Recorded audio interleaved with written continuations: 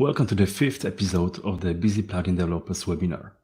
In the previous one, we've been hosting Dmitry Kandalov, an author of the Live plugin, which helps you add some features to the IDE at runtime without restarting it or bundling the actual plugins we know. If you can use Live plugin in Rider, it wouldn't be possible to utilize such functionality in ReSharper and Visual Studio due to its different nature. For that, you must create a dedicated plugin, which Matthias is about to present to you today. So please welcome Matthias Koch, a developer advocate for .NET at JetBrains. Thanks, Jacob. The stage is yours. I hope you hear me and everything is fine. Yeah, right. I will be talking about building extensions for Rider and ReSharper. The first question, maybe you can give some of your answers. Who has worked with extensions before, no matter if Rider or ReSharper, but generally about IDEs?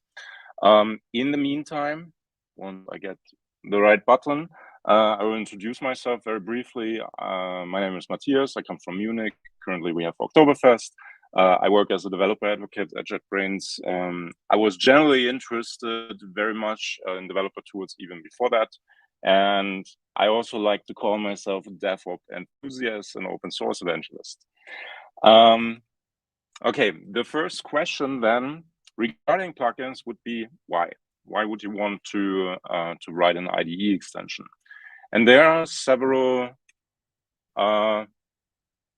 things, several answers to that. The first and foremost is innovation. Now, this extensibility allows you to implement your awesome ideas. And as a matter of fact, I also started implementing a plugin back then when I wasn't even working at JetBrains for a hobby project. I was implementing a test runner, and that was really cool. I mean, it was something new, something no one has done before, and it just rocks. The second is you might want to be you may be interested in increasing productivity, not just for you inside your team, but maybe for your customers, maybe for the developer community at large.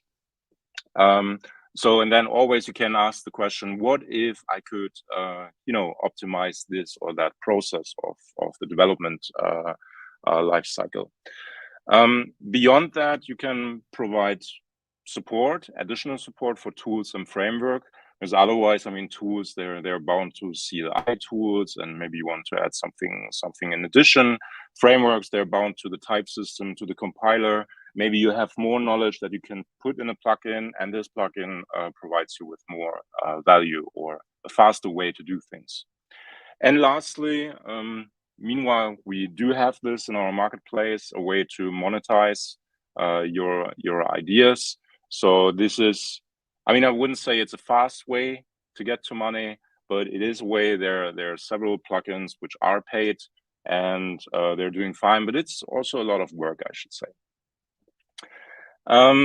As far as the agenda goes, so in the first part, I want to talk about a comparison between Roslyn and Visual Studio SDK to JetBrains equivalent to that. I will also be showing some showcases for exciting plugins, at least how I think, that illustrate some nice ideas where innovation has happened. I mean, partially at least, but others are just cool. Then we will be talking about the ReSharper SDK essentials. This will be not something that you really have to know 100%, but rather a set of likely things you might run into when developing plugins. And lastly, I'll be doing a short demo showing a tiny little feature which can be started in Visual Studio with ReSharper, and then Rider offers some CI/CD. And yeah, all right. So as I said before, let's start with Roslyn and VS SDK versus ReSharper SDK, because it's quite important to put, at least as far as I'm concerned, to put these two into relation, because just Roslyn doesn't really compare to ReSharper SDK.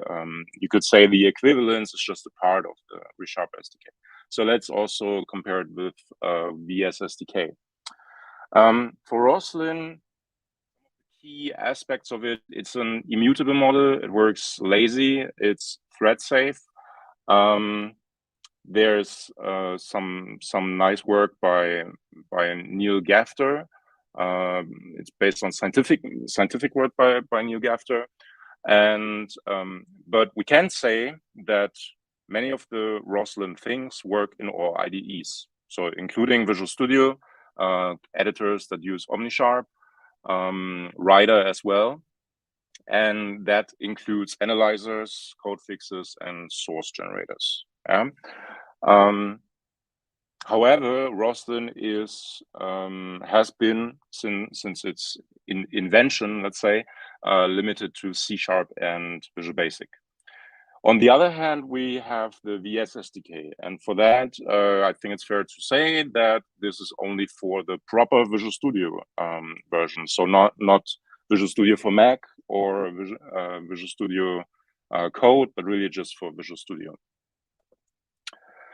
ReSharper Platform, on the other hand, and I should say I use these two interchangeably a bit, Platform and SDK. Platform is really the foundation, SDK includes a bit more. But as far as the ReSharper Platform goes, it has kind of grown from just being ReSharper, an extension in Visual Studio, to being an actual platform that is able to target multiple tools, including, of course, ReSharper and Rider, but also some of our dot tools, including .memory and .cover. But also, and not many people know this, I realize we also have command line tools that can run in your CI environment, like inspect code. That would give you a list of code inspections, cleanup code, dub finder. Dub finder is unfortunately meanwhile obsoleted, but anyway, it was there. And many of these products are either already cross-platform, talking about Rider, or moving towards being cross-platform. And as an example, I want to briefly talk about Rider's architecture, how we manage that. Because in the background, we pretty much reused everything that we built with ReSharper. ReSharper has historically, it was we tried to keep it as abstract and loosely coupled from Visual Studio as possible. Rider runs as a backend on .NET. IntelliJ is our front end running on a JVM. And you could say Rider's architecture is like microservices everywhere. The debugger runs in a separate process. Windows Forms Designer runs in a separate process. These processes need to communicate, and that happens with a in-house made communication protocol, which I will be talking about a little bit later as well. I cannot talk about all the topics here. I do want to recommend to you, if you're interested in the Roslyn comparison to ReSharper SDK side of things, Kirill did a very nice talk about that. And as far as Rider's architecture is concerned, Martin had a great talk about microservices for building an IDE. Both will be linked in the show notes later. I'm not sure, maybe they are already there. To showcase a couple of features, what you can do with a ReSharper SDK. As first, I have code completion, and this is quite a simple example, datetime to string. Offers you all the different, how would they be called, formatters, specifiers. I'm not exactly sure if that's the name, but what format code you can basically put in there so the datetime is properly formatted. Then you can write code inspections. This is from the Fluent Validation plugin that we did, also for another webinar series that we have. And here you can see that must async is underlined because based on the knowledge that we have, based on the semantic knowledge that we have over Fluent Validation, we can say, okay, this method shouldn't be used if it's inside ASP.NET.Core. And in addition, you can even see, and I absolutely love this feature, we even have this little item beneath that, which is saying, why is Rider suggesting that? Once you pick that, you come to the Fluent Validation documentation. Also, nice thing, I don't have an extra slide for that, but you can see we actually also have dedicated icons for validators. Then quick fixes. This quick quick fix is to convert n-unit assertions to fluent assertions. And I had to wiggle a bit with the space here, but what you see is that this quick fix can not only be applied right at the point here, but also in the file, folder, project, solution. Then we have actions. So actions can be like invoked from anywhere you want, and they can you can, as a user, can easily assign shortcuts for those as well. And you can have nice icons as well. Context actions is something different. This is closer to code already. And in this example, you can see just with an Alt-Enter, we can say we want to apply an attribute. This is from the Unity plugin. Live templates and macros. So in this is again for fluent assertions. We introduced a macro which is called should. If it restarts, you will see that, which also uses a custom macro, which always uses the previously asserted object. So that is why on the second attempt, you will see results first name. Pretty cool stuff, I should say. Option pages, yeah. Those actually work. Meanwhile, they can be declared independently of using, platform-specific things like XAML or WinForms, or on the JVM, I don't know which framework we're using, Swing, I don't know. But meanwhile, they can be expressed just declaratively, and you will see here down there, this option page is for ReSharper, this one is for Rider. Generators, again, this is Unity, adding some generators which know that this certain object can have an awake method. Pretty easy stuff. I would say cleanup, code cleanup modules. The only example I know is StyleCop. So you can contribute to the cleanup options that ReSharper has out of the box. And StyleCop adds some of these here. And then we have also now the more advanced stuff comes into play. Then we have reference providers, and you may have seen those in ASP.NET MVC projects, where you have a string, and that string actually refers to a view. And that is why I'm highlighting that. You can see that, and you can also navigate through that. And that is really just because we know how MVC works. Gutter marks is another great example. Unity does that. No, they're augmenting the left side here and tell you, okay, this belongs to Unity. This method is frequently called, and stuff like that. Postfix templates, also one of my favorites. This is where you write an expression, and then from behind you want to do something at the start or something other fancy crazy. This one is just to introduce some common naming patterns for tests. Code vision and inlay hints. In this case, I'm explaining the plugin through its own code. So if you look up here, then you see we have some kind of metric. And what I did while it's changing is just changing the metric, but I just want you to see how it's changing, which tells us some, quality indicator about the method. And ultimately, this is supposed to be an Easter egg, actually, refactomy. And this is based on the cognitive complexity metric. That same plugin also comes with additional inlay hints. So you may know inlay hints from type hints and argument hints and etc., like int here. But this plugin also adds additional inlay hints, which tell us which constructs of our code have the highest impact on this cognitive complexity metric. And you can see we have like 2 in the middle, +1 here, and +3 is really severe. And you can also see why it's increasing. Unit test actions. This is from the Verify plugin, awesome open source project, which adds some actions to the unit test session, just to accept files. So it's basically detecting that the test was throwing a verify exception. And based on that, we can offer additional actions, like for accepting or comparing the two files, the received and the verified file. Typing assist is also something really cool. For that, you should know that absolute path is a bit of an abstraction over file system paths. and to not have backslash or forward slash. What this type is doing is overloading the division operator.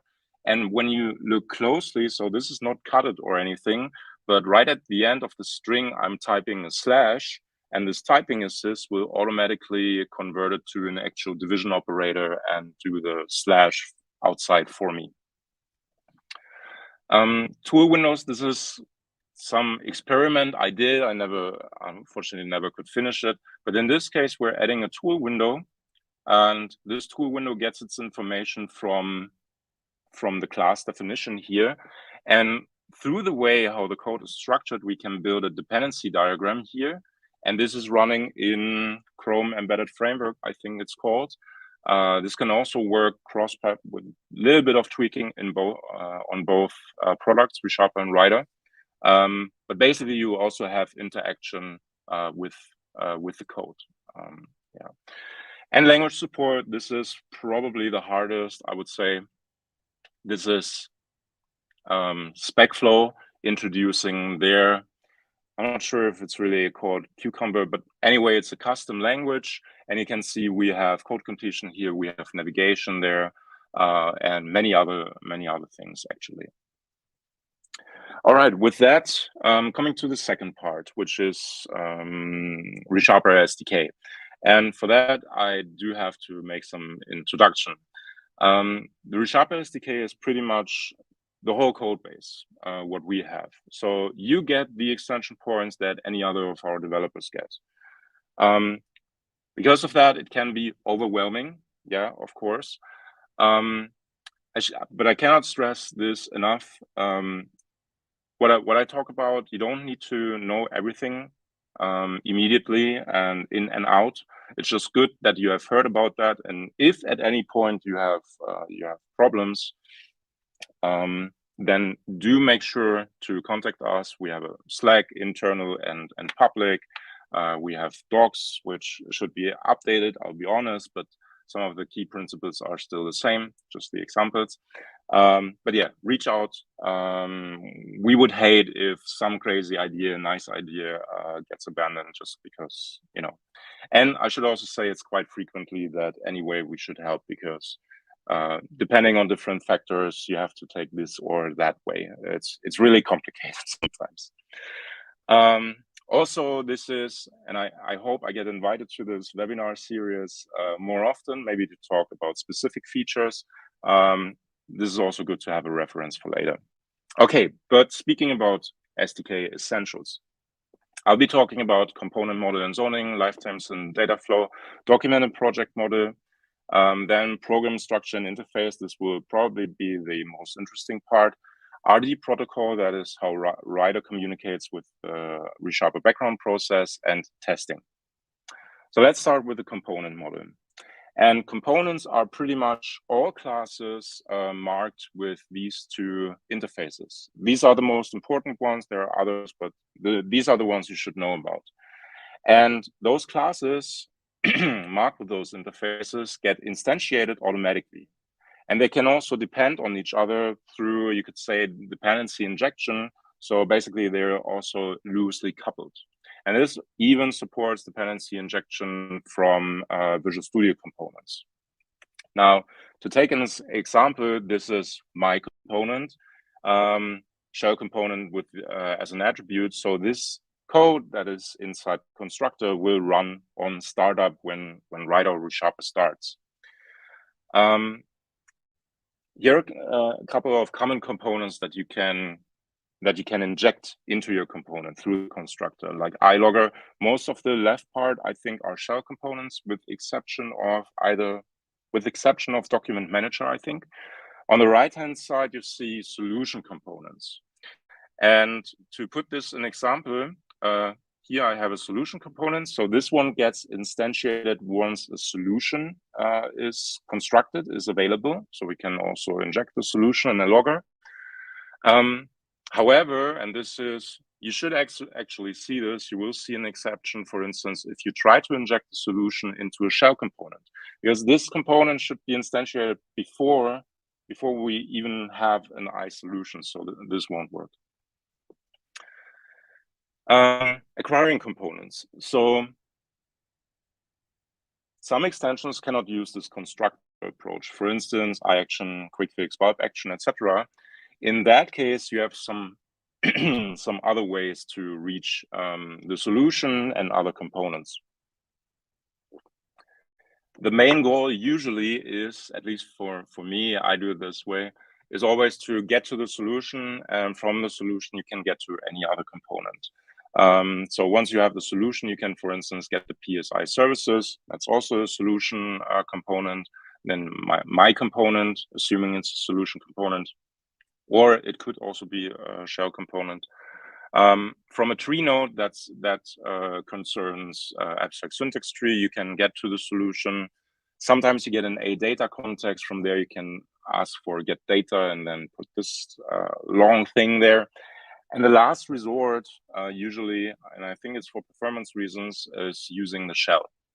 From the shell, you can also get to pretty much anything, but I think performance, not good. Then very briefly, zoning.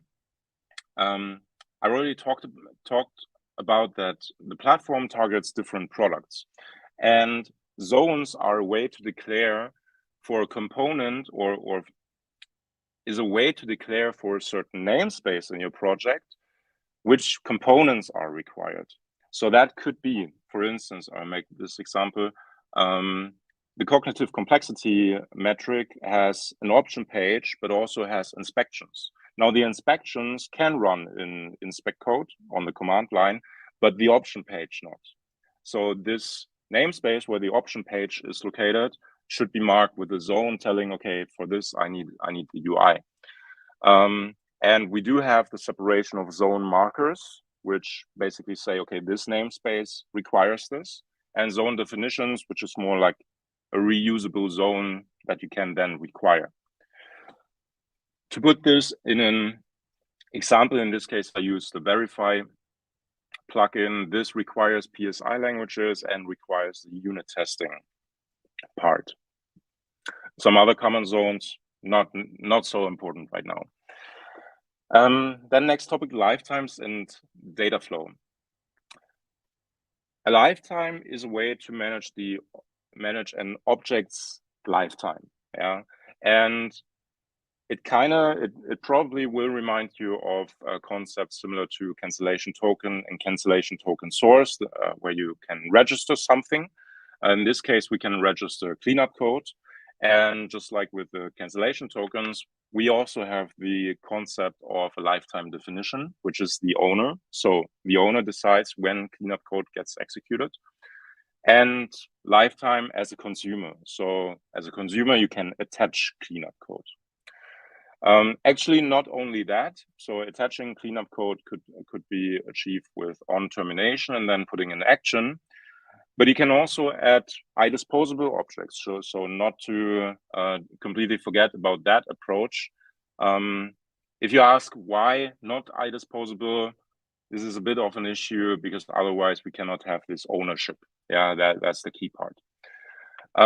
Then for lifetime, you can also ask the lifetime to keep an object alive as long as the lifetime is alive. You can even ask for that. And you can also make sure that certain actions are only executed while the lifetime is alive. Sorry. And then when you need a lifetime, so this happens pretty often, then usually you should try to acquire it through the component, through the constructor, or you create it using one of these two approaches. Usually you just need to forward that lifetime in most cases. About data flow, this is our notification and change model, you could say. A bit similar like MVVM, a bit similar also to reactive extensions, and they integrate with lifetimes just perfectly. And they're also, I should say, used extensively by the RD protocol. So one of the parts for data flow are signals. So signals is like an event and someone fires it, the other person can subscribe to that, or in our case, it's called advice. Then we have properties. properties also are generic of type something, whatever you want. And by firing, we just say we want to set the value, and then we can again subscribe to various events, like when it's changing, even or before it's changing, and then we can even cancel it. We can react to the value that was actually set, and we can also let it throw into other properties using some kind of conversion. The document model. This is interesting because I also learned quite some stuff today when I was checking my slides with someone. iDocument basically represents a document of source code, and that in memory. That is because, I mean, it's quite memory and performance critical because we cannot really use something like, well, first of all, we cannot just constantly read the file because you might not changes, but ReSharper and Rider still need to react already. And second of all, we can't use something like string builder because that's too expensive. So this is really, I don't even know how it's implemented, but it's some piece of work. And this provides a fast and responsible way to modify documents. For documents, to access data from it, we have text ranges and document ranges, which refer to the start and end position of some text. And also closely related is the iText control.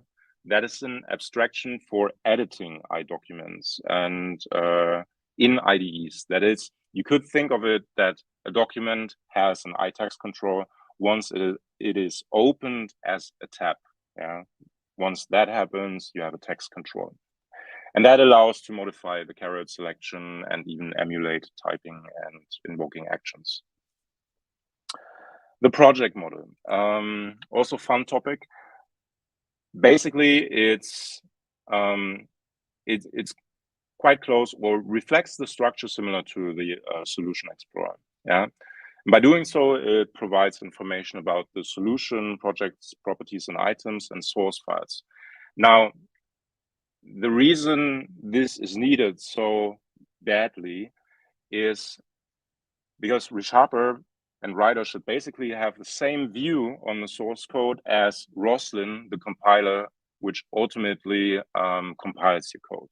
So if there's a discrepancy between the two, then you would see an error in ReSharper, or maybe not, and in Roslyn, the exact opposite. So ReSharper and Rider need to know which references do we have, which files should be compiled, etc. So you could say this is the basis to provide the same view as the compiler. One entity in the project model is iProject, and I have two snippets here, just something that I see frequently, let's say. In the first part, we can get some information that is defined in MS Build. So in this case, the output type, which can be library or executable. And the second snippet helps us to determine if a certain assembly is referenced. This happens quite often if you want to write framework support because you want to ask, does this project reference fluent assertions, for instance? And another entity is iProject file. For a project file, it's a common task to determine if it's targeting a certain language. So you could check, for instance, if a project file targets C#. We can get back to the document to make changes, for instance, although that's not probably not in all cases the best way.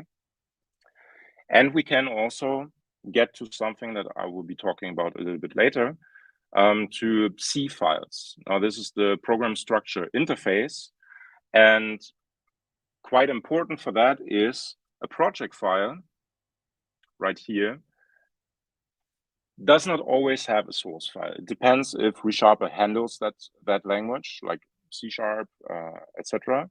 But if it was just a .dat file, let's say, for data, we don't have special support for that, so this source file would be null.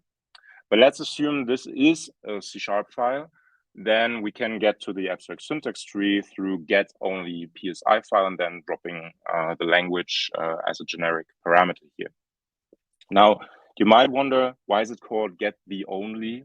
A good example are Razor files, because on Razor files, you not only have one language. You have C#, you have CSS, you have HTML. Did I mention C#? I think yes. Some others. Yeah. Multiple, let's say. And each of them can be extracted from this initial source file. So that is good to know. And now to the most interesting part, program structure interface, short PSI. This has some sub topics again. And first I will be talking about the type system and then about abstract syntax trees. Caching, reference, and searching is quite a complex topic. So I will leave it out. Control flow analysis is ridiculously interesting, and I also done some work on that or with that, which basically allows you to know which is the next execution point through my abstract syntax tree. Really cool thing. But anyway, we will talk about the first two. Before we do that, though, I just want to repeat what kind of languages are supported. So ReSharper SDK supports C#, F#, and Visual Basic, Razor and XAML. And then with HTML, so all the web stuff, it gets a bit tricky because inside ReSharper, that is actually handled from ReSharper. Inside Rider, it's handled by WebStorm, because WebStorm, we made that decision some time ago, has probably, I think it's fair to say, better support for these languages. Now let's get back to the type system.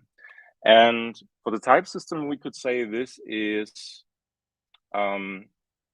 this provides semantic information about the structure of our project, and it is read-only. It might remind you a little bit about reflection, at least for me. And in that type system, we're often dealing with something called iDeclaredElement. Declared element represents declared elements either in your own code, so something like class foobar, or compiled in referenced assemblies, like in int, for instance. And interesting to know here, I think, is for own code, you can get to declarations. So you make the transition from the semantic model to the syntactic model. Or as an element, you could check if it's a compiled element, and then you know it's not my own code. One brief advice here, if a declared element, a namespace, for instance, is also a declared element, never ask for declarations, because that would basically give you all the files that define something in that namespace, and that is quite expensive. Some common declared elements that we see are things like class, interface, field, property, method. And then we also have an abstraction layer on top of that. Like, for instance, all of these should be I-type element. Only the last three here should be, only the first two are type elements. I think all five are type members, because you can nest classes.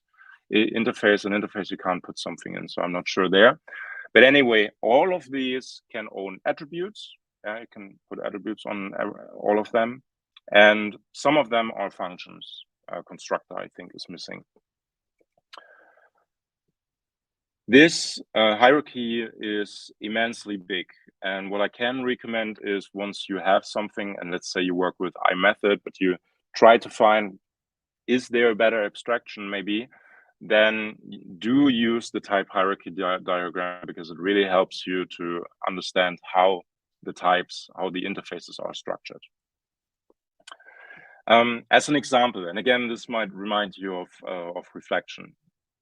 If we're dealing with a class, we could ask that class for all the members, and you can even put a generic here to get all properties or fields or whatever. We can ask for supertypes. Supertypes, I think, also include interfaces. We can get to the constructor, and that would be of type iConstructor. And from that constructor, we can get attributes that it has applied to. And from the class members, we could get our method. So be aware, this might also return overloads. So that's why it's collection. And then I would say this is even much richer than the conventional reflection, because you have many helper methods which allow you to check if a return type, for instance, is of a generic task, for instance, or if a method is an extension method, all of that. Then there's some other beast besides iType element, and just as a repetition, type element usually refers to iClass, iInterface, structs, records, stuff like that. Yeah. But then there's also something called declared type. And while iType element refers to really something that is declared in our own code or in reference code, like for instance, string, int, list of t, open generic, my type. At the same time, iType represents a type instantiation, you could say. Yeah, this can be a substitution. Substitutions are basically if something is generic and you have a mapping between type parameters and actually inserted type, or ranks, like for arrays. And so these are some of the examples what iType can represent. And this is actually meant to be a tuple type. So all these entities need to be considered in that system as well. And from there on, just very briefly, you can also ask questions like, does this type inherit that other type? And this is a tricky question because you have to take into account implicit and explicit conversion and all kinds of other stuff, inheritance, etc. Usually, probably you might face a time where you have to convert between those two. And at first, I should say you can create a declared type from just a name. If you have a name of a type, fully qualified name, with a C module, which basically depends to a project because that encapsulates what references we have, etc. Then you can create a declared type. If you need to convert between those two, then from a type element, class is a type element, you can ask for the type, and for type elements is a declared type. And to do the reverse step, you basically ask the type for get type element, and then you can cast it to class, interface, etc. This is a brief example because I think depending on what you do, you might run into it. This is just a short form how such a substitution or how a declared type is constructed with a substitution. Then there's again something else. Symbol cache. Symbol cache is a solution component, C component actually, and that knows about everything that is defined in your solution. So if you've ever invoked go to type or something, and you see one type with different versions, then this is thanks to the symbol cache including. Now let's assume you have an action, and actions they're not necessarily bound to some context like a project or abstract code or a document or something.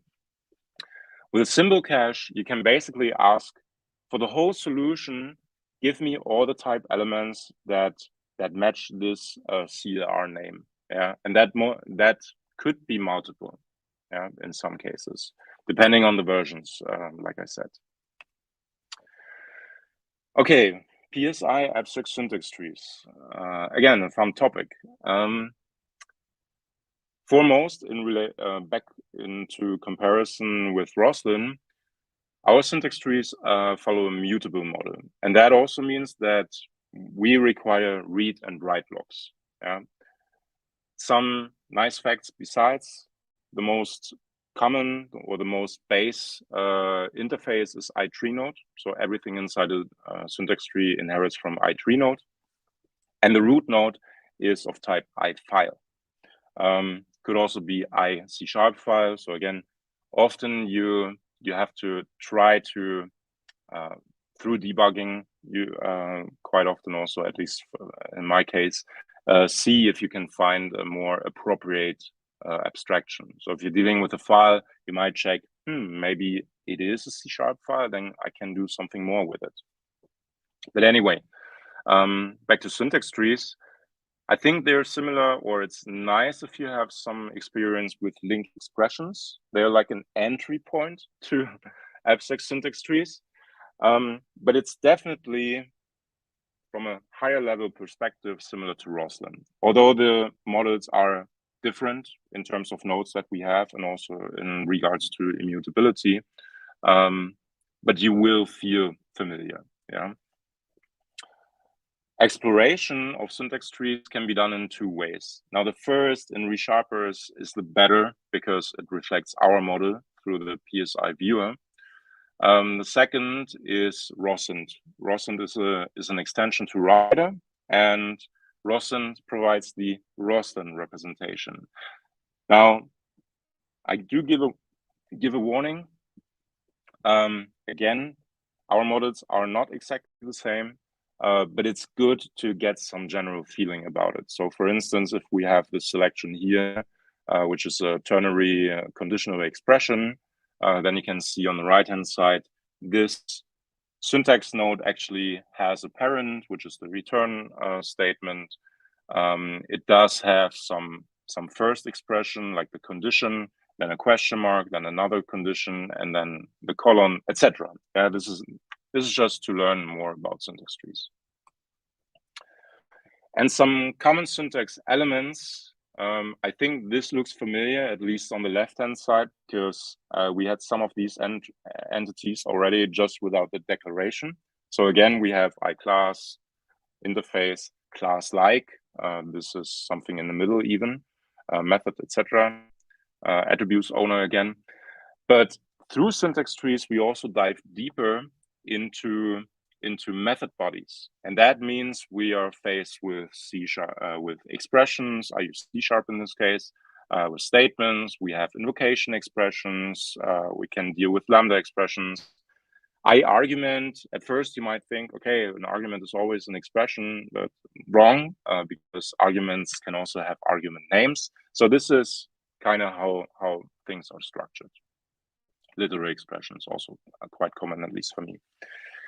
If you want to find out what types there are from the Rider side, then what you can do is searching for implementations of IC# tree node and then look for that namespace. And right now you can see we have about 350 abstractions over C# code. Then let's talk about some common operations, which are navigation, modification, creation, and resolution back to the type system, because usually you want to do that because it's much easier to deal with. Think of, if you have a method declaration, it's harder to determine if it's static because you need to navigate around versus getting to the type system and asking, are you static? Navigation through syntax trees. Now there's an untyped access, which works on any tree node. You can ask for children or descendants. You can also walk up the parents chain up to the root. But the more preferred version is to use the typed access. And with that coming from an iField declaration, let's say you can ask for the name identifier, for instance, or going back, so moving up in direction to the root again. If you want a field declaration, there's an accompanying, I don't know if I spell that word correctly or say that word correctly, a related navigator, which helps you to get to the parent through some of its properties. Yeah, this could be name identifier, this could be initialization or initializer, like the value that you assign, the var keyword or whatever. Modifying syntax trees. As I said before already, modifications, they require a write block cookie. So this is just a class. Use it, you will know how it's used, I'm sure. And then we can do some modifications. We could, for instance, replace an entire expression. Yeah, we could go to the field declaration and say it's and tell it to add the read-only modifier. we could go to a class and say, we want to add this field declaration to your members. Yeah, that is stuff you can do, and it will reflect in the type system. But now, one thing though, we can continue with that. Creating syntax elements. For that, a key part is acquiring the element C# element factory, and that you can do from any tree node in the current document that you're working with. It is quite important. You might ask, why can I just write some strings? You know, that doesn't work. Usually, we really have to work in a typed way, so that not everything gets invalidated or something. So this is quite important, and therefore we have the factory which allows us to create expressions, like in this case true, which is a literal expression, and with that literal expression we could create a statement, for instance, variable initialization. Yeah, and this might remind you of string format, in the way that you have placeholders and something that will insert to. The second example is where the factory can be used to construct the reference expression. So in this case, we have one expression, which is the result, and this was for the fluent assertions plugin. And we want to call the should method. Yeah, I think most people will know this. And as this, I mean, the first one, not so impressive, but the second one is actually the should method coming from the type system. And so because this method is known by the type system, the factory, if you use it, will also make sure that when you use that expression in a document, that it will add using statements, for instance, in that document. Now you might not be using the fluent assertions namespace yet, but the factory will make sure. And it also will make sure that it follows the code style settings that you have. Similar, actually, with this case, creating a read-only field with attribute. This attribute might also not be imported yet, so you won't get the fully qualified name or something, but the way how you really want your code. And then syntax tree to type system. So usually, something was very loud here. Usually, every declaration has some way to get to a declared element. Yeah, that might even, you may even cast that. I actually don't know, but I think declared element already is iField. Then you have other occurrences where just with that should method right here, where is it? Result.should. This doesn't really point to declared element, but it's rather a reference. And declared elements you can actually also resolve from references. It's a bit, let's say, harder. I mean, internally, not for you, but you can get to the method declaration of that. And then any expression also has this dot type method, and that reflects what I said earlier about this constructed or finished type, which can be list of int, etc. So whenever you select some expression inside Rider, then this expression might have a type, and this is how you get it. I do want to make a reference also to Matt Ellis, who did a webinar on this, I think 7 years ago, but he goes into abstract syntax trees, etc., in a bit more detail. So if you're interested, should be in the show notes. RD protocol. This is, I mentioned it already before, the communication platform between Rider's front end, which runs IntelliJ, and the ReSharper backend process. And this sounds very nice, reactive distributed communication framework. And this is basically data flow. I think that's the best way to put it, data flow, which goes into other processes, because The ReSharper process can subscribe for events, for data, etc. They share the same data also in between the processes. They get notified, etc. And those models are defined in Kotlin, but they compile down to client implementations for different languages, including Kotlin, but also C# and C++. This is just very briefly one example. So in this case, inside this model, which is written in Kotlin, we can define a property, we can define remote procedures. So here it's just a matter of in which direction you're thinking. Either the front end provides this remote procedure or the backend, and the other one calls it. And then we also have bidirectional events.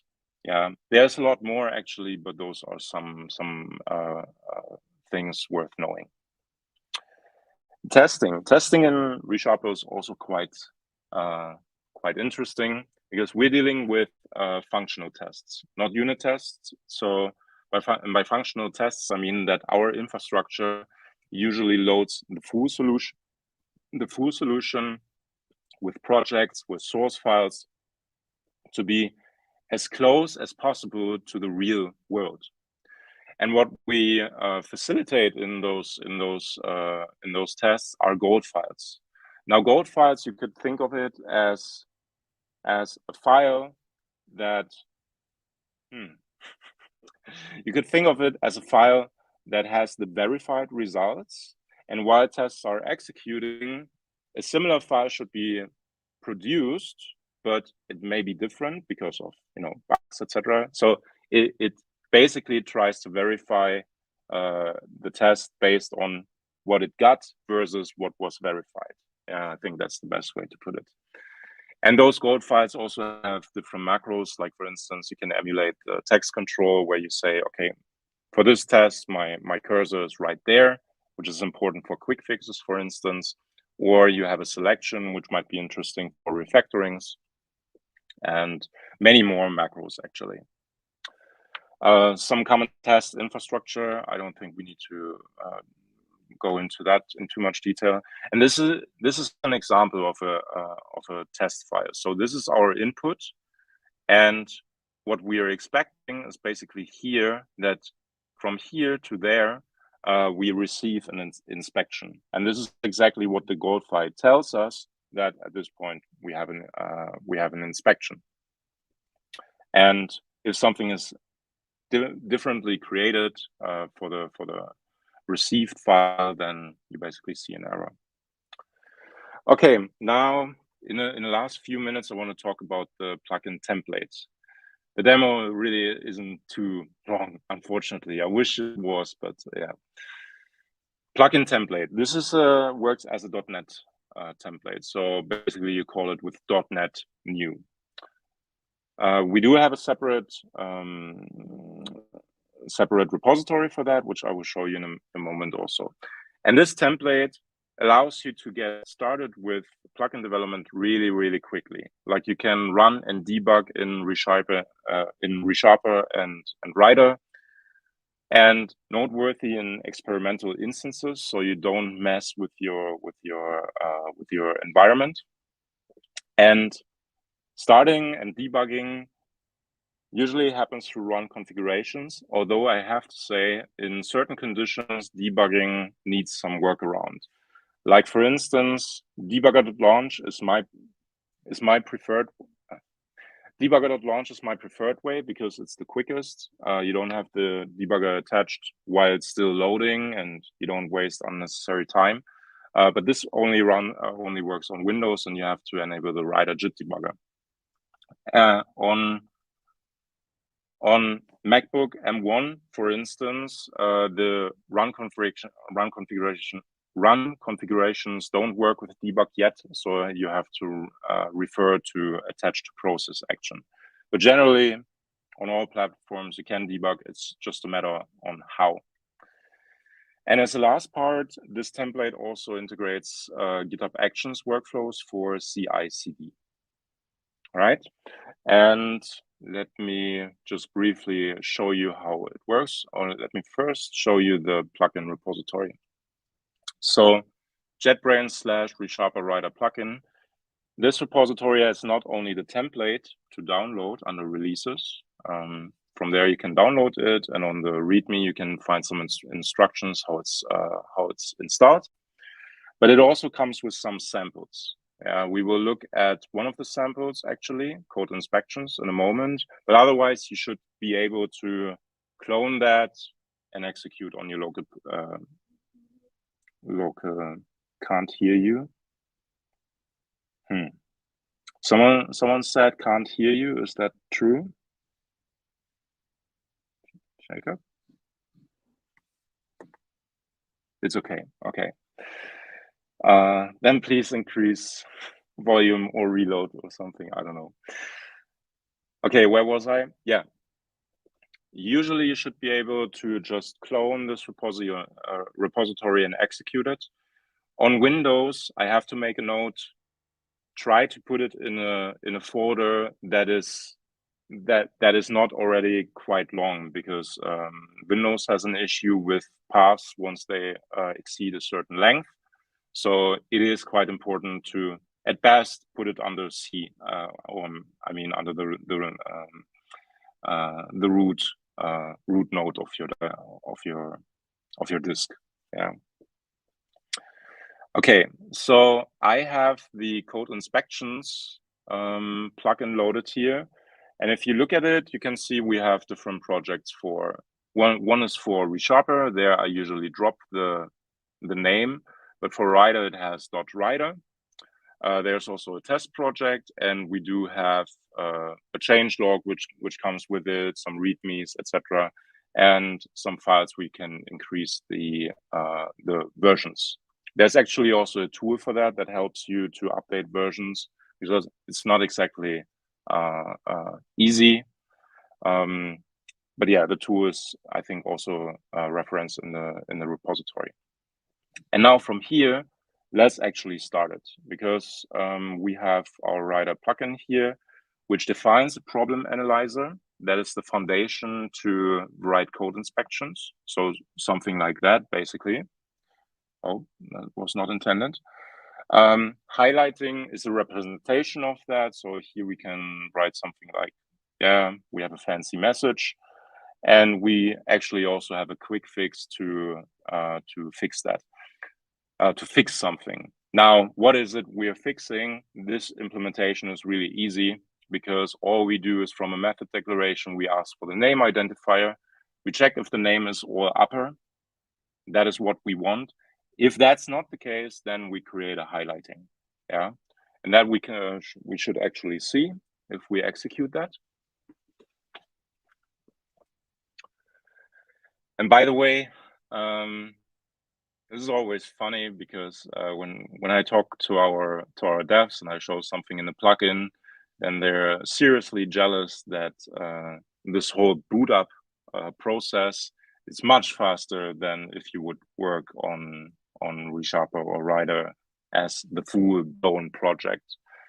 So it still takes a bit, and I think I haven't even executed it once before.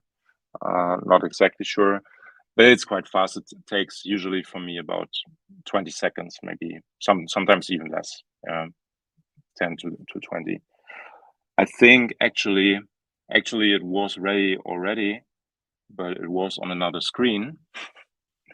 Yeah, that is smart. Okay. Window management is hard on me,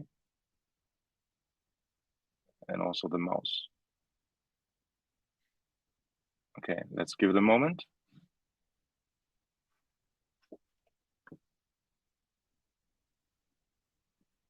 Nah, come on. I mean, it is already there. No. So here we can see we have a method. It's called foo, and if we hover, we have this SDK message, because it's not all uppercase. But then Alt Enter, we do have a quick fix. I show you in a moment how it's implemented, but symbol to uppercase basically, and this one also updates the usages. Updating usages is a hard topic. I do have it in this example with me, which is, let's ignore this part for a moment. But otherwise, the quick fix is basically just getting to the declaration and then resetting the name. That is all we do. That is a C# declaration here. Like everything that is a declaration can have a name. So that's why we can set a name. And the other part about updating reference looks roughly like this. I mean, you can ask us for something like that if you need it. I guess but I don't think this is a frequent thing that you need. Now let's also head over to Visual Studio here on my that is where the sound was coming from. Night, yeah, good night. I know. Actually, I wanted to disable notifications, but anyway. So we can also execute that inside Visual Studio. Yeah. I haven't actually shown that, but you have different run configurations inside that project. It's the same project as I've shown before, just on Windows. And we can also choose to target Visual Studio with that. So then on the first start, it might take a while because it needs to download the installer, then compile the plugin, etc. So do have some patience on the first start.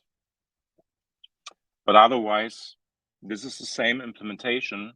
We have nothing different. We didn't write any specific code for ReSharper or Rider, but it will work in both instances. Yeah. So here we can see the same error message, and we can also execute the same quick fix. Yeah. One thing that you saw right here is through the run configurations, you actually also will enable the internal mode, and that allows you to see any kind of exceptions. Now, these exceptions actually don't originate from my code, so you could mute them, but this is a quite helpful feature during development because you know if you're doing something wrong. Also, and this is unfortunately right now, it should be possible on MacBook Intel. It's definitely possible on Windows, but I'm not blessed. I have an M1, so test execution doesn't work for me. In this case, we do have some examples also with the Gold files here. Like I have two tests basically. And you can see this again, as before, says there should be a code inspection here and there. Same with this one. And tests look roughly like this. I mean, you don't really implement something because it's really just about the Gold files. But we can run those, and they will execute locally, both of them. One thing that might be interesting, again, on first start, this takes quite a while because the whole infrastructure will download quite a lot of packages. So mainly all of these, but they're considerably large. And yeah, sorry, my window management. Yeah, let's go back.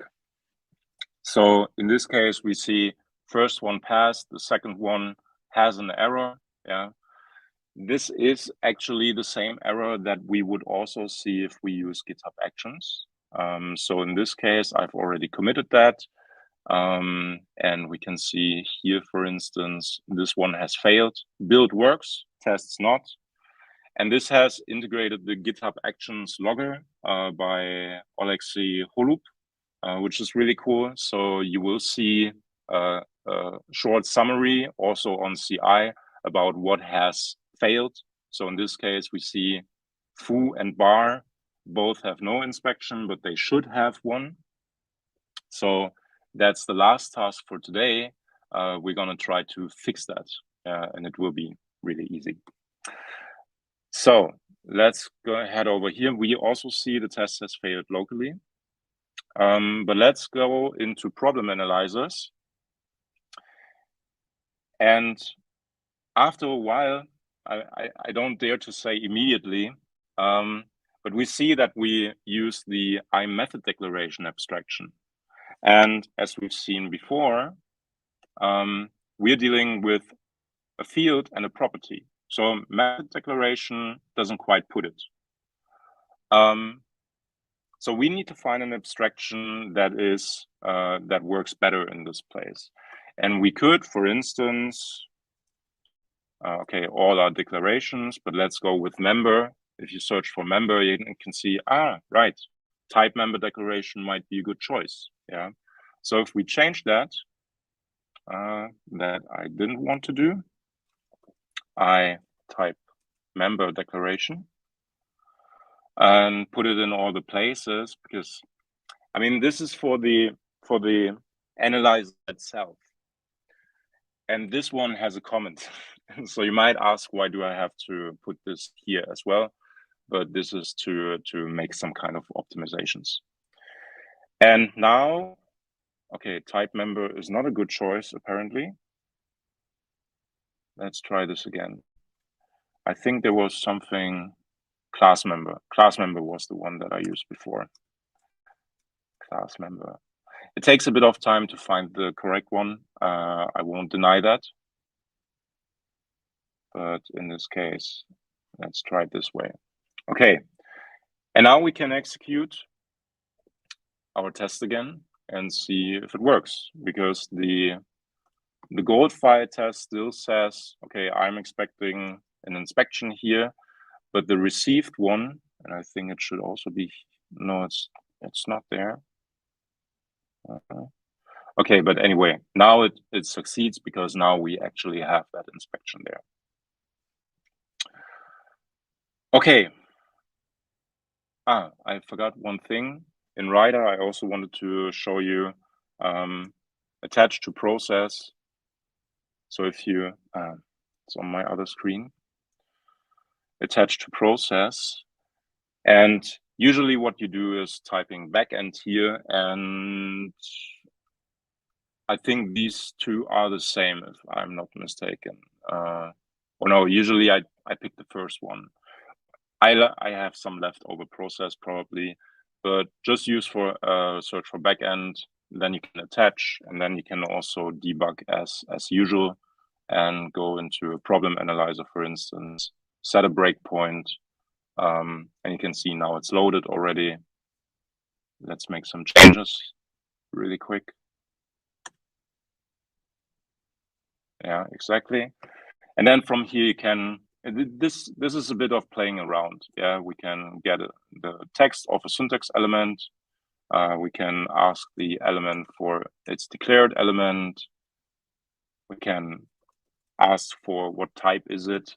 Usually that is something what I do is I C# method, or ask for the interfaces. This is interface. Okay, requires another thing. This is often how I do it, just exploring things, and eventually you have some success, hopefully, or not. Then, as I said before, please ask us.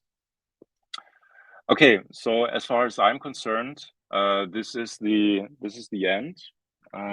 Jacob, if we have any questions, let me know. Yeah, so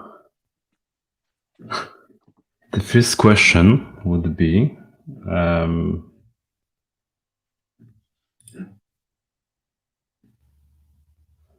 which programming languages do you know? Me personally? Yes. That is how I understand. Programming languages, not a lot. I usually go by with installing, so anything that isn't C#, I usually go by installing the language support plugin in Rider, like for PowerShell or Bash, and that helps me navigating around quite a few issues and fixing some obvious bugs that just occur because I don't know Bash or PowerShell so well. But that is where I always have to Google. But otherwise, Kotlin, C#, little bit of JavaScript, TypeScript. Yeah. Okay. The other one goes from Nico, and yeah, before I will read it aloud, yeah, if you have any other questions, just this is great time to ask. So yeah, I have still a couple of seconds, minutes. So, question from Nico. Has there I been fear the any question already. Has there Sorry. been any improvement in the need to update an extension after every Rider update? There is some ongoing work, although I haven't dived into it so much yet. But ReSharper has this plugin verifier, which should be able to say that even older version is compatible with the current one. Yeah, I know this has been a pain point, but this is particularly why with the template we introduced good CI/CD workflows, and that's also why I created this one updating plugin that makes it easy to update versions, etc. So yeah, the latest news on this I don't know, unfortunately, but you can feel free to reach out. I think my Twitter handle is somewhere, or on mail, and then I can check. Or Slack. We have Slack. Or Slack. Yeah, I'm also on the Slack. All right. Previously, some other question has appeared on chat. Probably I know the answer, but yeah, not a question. But it would be nice if Rider get a community edition. No, not my call. Yeah, Right. as a user, I would also find it nice, probably, but no idea, nor is it. Yeah, like I said, would be my decision.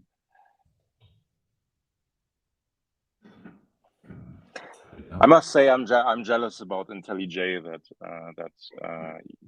you have the team, etc., and everyone involved has the community edition.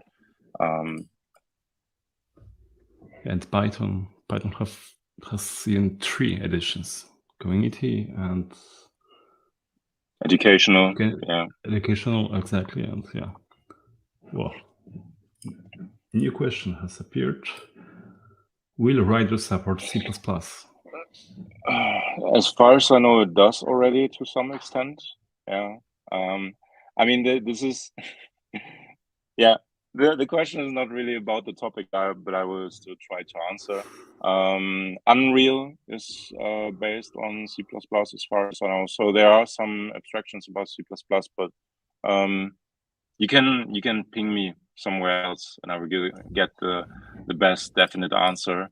But otherwise, someone else asked me about programming languages. C# was not, C++ was not one of them. All right.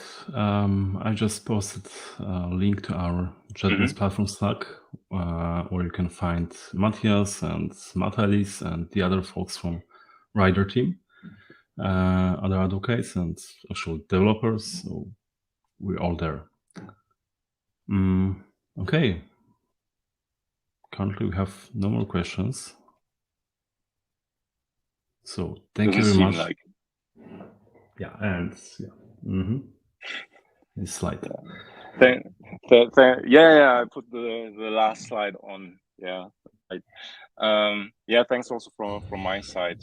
I can only repeat, do make sure to reach out to us. That's the most important part. Later check the show notes also, because I add some additional parts there. And yeah, this was a hard talk for me, just speaking like freely, because it's quite a large topic, and it's probably also easy to make mistakes even with such small and introductory things, and to communicate it properly. And I hope I managed to do that.